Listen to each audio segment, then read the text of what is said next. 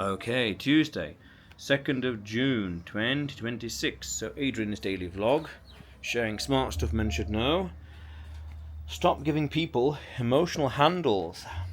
Now, this is a bit of a profound thing that I've stumbled upon recently with regards to essentially giving people attack vectors based on your words. So, meaning the words you say and use could be used against you in some emotional way.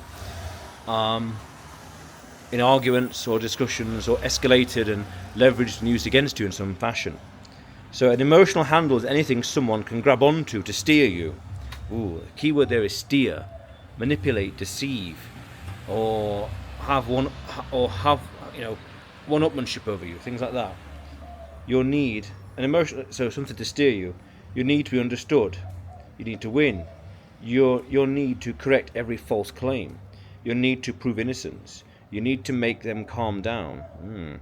Your fear of being disliked, your anger at being misrepresented, your urge to deliver the perfect argument. Your urge to deliver the perfect argument. That way of escalating a discussion can be easily used against you. All those could be used against you. Think of it like escalation. By throwing more words into the fray, more words into the combination, into the situation, each of them could be used against you in some fashion. Each of them are attack vector, a route, a path that can be used to attack you in some fashion. The less you need, the harder you are to move. That is not just relationship advice, that is life architecture. That. Interesting structure there. Meaning, by you working on desires in conversations, in discussions, in anything, those exact same words and motives could easily be used against you in some fashion in the future. The human machine underneath it. Most people are not as rational as they think. They are running on status protection, emotional contagion, fear of abandonment, desire for control, wounded pride, habit loops, old conflict scripts, social performance, narrative building, attention seeking, shame avoidance. So when a conflict starts, the surface issue is often not the real issue. Meaning, if you start expanding a conversation in different ways, or a discussion or an argument in different ways, and introducing new ideas, new conversations, new concepts into the argument to get one up, to win the argument, etc., you risk also at the same time introducing attack vectors, weaknesses, chinks in the armor, so to speak. And remember, I did a video a few weeks ago now, I guess, I can't remember, talking about going for the jugular, everything or nothing. If you're going to go on the attack, go on the offensive in some way, it's everything or nothing. There is no ums and ahs. It's either everything or nothing. You either go for the kill, in terms of the conversation, debate, etc., or you say nothing at all, and you withhold it. And then you can, get ready for the attack in another time, another day, things like that. So when conflict starts, the surface issue is often not the real issue, and that's quite profound. That's quite deep. That's actually too deep for this video. The surface issue is you said this, so it's the said versus the unsaid in terms of conversations.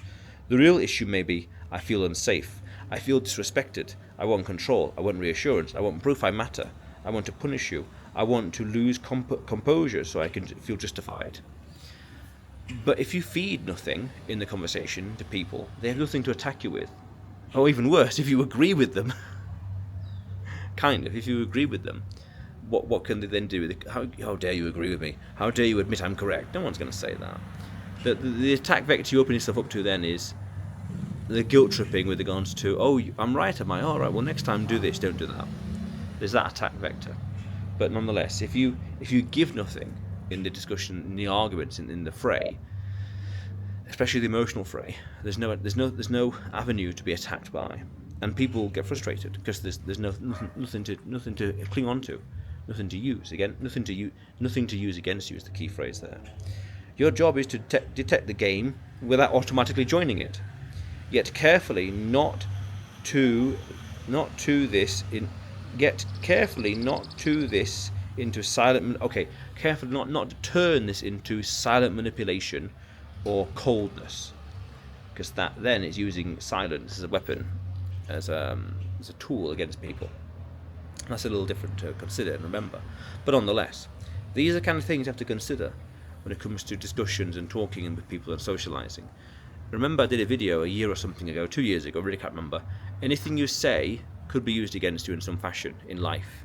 In society or in culture, in some way it could be used against you. Decades later even. Things like that. So if you're not giving anything in terms of the discussion, the debate, the argument, that's better, the argument, then there's no angle, there's no attack vector to be used against you. If it's as simple as, oh, okay, I understand, oh, alright, that's it. They can't escalate, they can't attack you. You've won because you're implicitly agreeing with them. And no one's going to say, how dare you agree with me? How dare you agree with me? Well, how dare you agree with me? How dare you say I'm right? No one's going to say that. No one's going to say that. Well, it'd be a strange combination, odd situation if that were the case. But be conscious of that. Silence is powerful. It's too powerful if it goes into the realms of manipulation and coldness. But silence can be very powerful. And I've come to realise that actually in some way, and this is a bit controversial, we could say, and a bit dark, but actually silence is a very powerful tool against people. It's a very powerful tool. In fact, it's so powerful I can't explain it just yet.